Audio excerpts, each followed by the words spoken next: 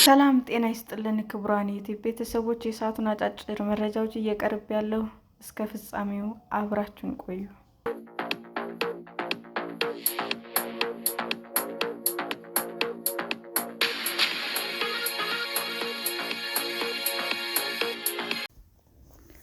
የህንድ ትምህርት ሚኒስትር ከስልጣን መልቀቃቸውን ተከትሎ ለሳምንታት የተካሄዱት የተቃውሞ ሰልፎች ቆሙ።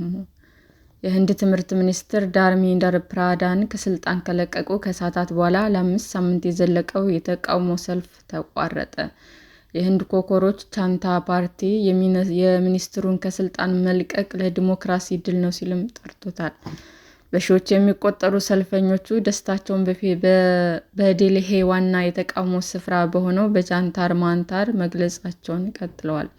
በኤአይ የተሰራ የበረሮ ምስልን እንደ መለያ የሚጠቀመውና በኦንላይን ሰላቆችን በማቅረብ የተጀመረው ይህ ዘመቻ በእውነተኛ የፖለቲካ ፓርቲ ባይመራም ቡድኑ ግን ራሱን ሲጄፒ በማለት ይጠራል። የፓርቲው እንቅስቃሴ ወጣቶች ተስፋ መቁረጣቸውንና ቅሬታቸውን የሚገልጹበት መድረክ በመሆን አገልግሏል። እንቅስቃሴ የተጀመረው የህንድ ጠቅላይ ፍርድ ቤት ፕሬዝዳንት ሱሪያ ካንትን በጋዜጠኝነትና በአክቲቪዝም ውስጥ የሚሳተፉ ስራ አጥ ወጣቶችን በረሮና ፓራሳይት ሲሉ አወዛጋቢ አስተያየት ከሰጡ በኋላ ነበር። ይህንን ተከትሎ የተቀሰቀሰው ተቃውሞ በቅርብ ዓመታት ውስጥም በጠቅላይ ሚኒስትር ናሬንድራ ሞዲ መንግስት ላይ ከፍተኛ የህዝብ ቁጣ የታየበት ነው ተብሏል።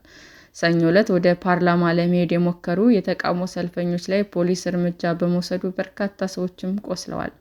የትምህርት ሚኒስትሩ ዳርሜንድራ ፕራዳን በኤክስ ገጻቸው ላይም በሂንዲ ቋንቋ ባሰፈሩት መልእክት የወጣቶች ምኞት፣ ህልሞችና ግምቶች እንደሚያከብሩና ባለፉት ጥቂት ቀናት በተከሰቱት ሁኔታዎች መረበሻቸውን በመግለጽ ስልጣናቸውን መልቀቃቸውንም አስታውቀዋል።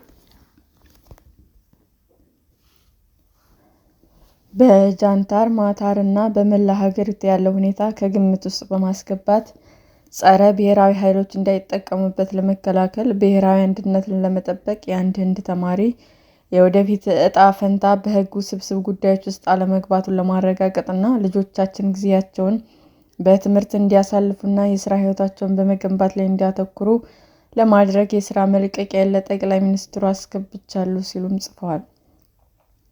የፕራዳን ከስልጣን መልቀቅ ዜና ሲሰማም የሲጄፒ መስራች አቢጂት ዲቢኪ በጃንተር ማንተር በሚገኘው የተቃውሞ ስፍራ አድርገነዋል በማለት ሲጮሁ ታይቷል። ሚኒስትሩ ከስልጣን መልቀቃቸው ከተሰማ በኋላ በተቃዋሚ ሰልፈኞች መካከል ከፍተኛ ደስታ ተፈጥሮ ሲዘፍኑ፣ ሲጨፍሩ፣ መፈክር ሲያሰሙና ጣፋጮችን እየተጋሩ ደስታቸውን ሲገልጹም ታይተዋል። ሲጄፒ የተቃውሞ ሰልፉ ማብቃቱን ካሳወቁና መሪዎቹ ቦታውን ለቀው ከሄዱ በኋላ ሰልፈኞቹ እስከ ሌሊት ድረስ በቦታው በመሆን ደስታቸውን ሲገልጹ ቆይተዋል። ብዙዎቹም ለቢቢሲ እንደተናገሩት ይህንን ቃል ለሳምንታት እንደጠበቁትና ደስታቸው ሳይገልጹ ለመሄድ ፍላጎት እንደሌላቸው ተናግረዋል። ለሳምንታት የተቃውሞ ድምፅ የታየበት ስፍራ የፌሽታ ማዕከል የሆነ ሲሆን በጎ ፈቃደኞች ሕዝቡን ለማስተናገድ የተቻላቸውን ሁሉ አድርገዋል። በአካባቢው በርካታ ፖሊሶች ተሰማርተው የነበረ ቢሆንም የሕግ ጥሰት ካላዩ ጣልቃ እንደማይገቡም ሲናገሩ ተደምጠዋል። የተመሰረተውን የህንድ ዋና ዳኛ የተቃውሞ ስብስቡን ፊታቸውን ወደ ጋዜጠኝነትና አክቲቪስት ያዞሩት ጥቂት ስራ አጥ ወጣቶች በረሮዎች ብለው ከጠሯቸው በኋላ ነው። በኋላ ላይ ዳኛው በተለይ ሐሰተኛ ዲግሪ ያላቸው ሰዎች ለማመልከት መሆኑን በማስረዳት አስተባብለዋል። ነገር ግን ከእርሳቸው ዘለፋ በኋላ ቡድኑ ኮከሮች የሚለውን በመጠሪያነት መጠቀም ቀጥሏል። ንቅናቄው የሚመራው በ30 ዓመቱ የፖለቲካ ኮሚኒኬሽን ስትራቴጂስት እና የቦስተን ዩኒቨርሲቲ የቀድሞ ተማሪ በሆነው በአቢጂት ዲቢኪ ነው።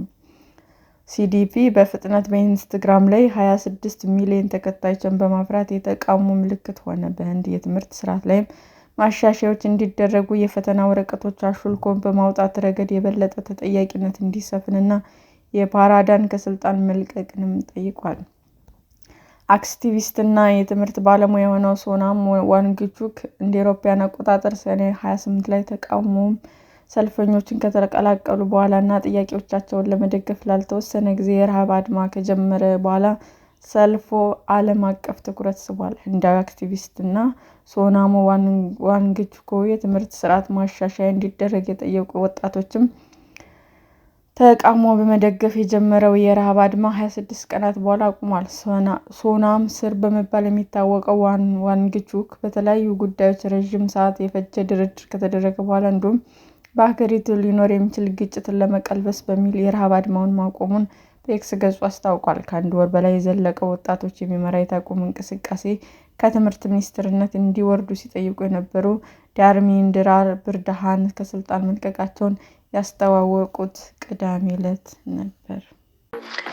ሰላም ጤና ይስጥልን ውድ የዩቲዩብ ቤተሰቦቼ እንዴት ናችሁ? አዲስ ጀማሪ ነኝና ሰብስክራይብ ያደረጋችሁ አበረታቱኝ። አመሰግናለሁ። የዩቲዩብ አድማጮቻችን ለሰዓቱ ያቀረብኩላችሁ አጫጭር መረጃዎች ይህንን ይመስል ነበር። በሌላ መረጃ እስክንገናኝ ሼር፣ ላይክ፣ ሰብስክራይብ እንዲሁም ቢቀርብልን የምትሉት መረጃ ካለ ኮሜንት እያደረጋችሁ ቸር ቆዩን።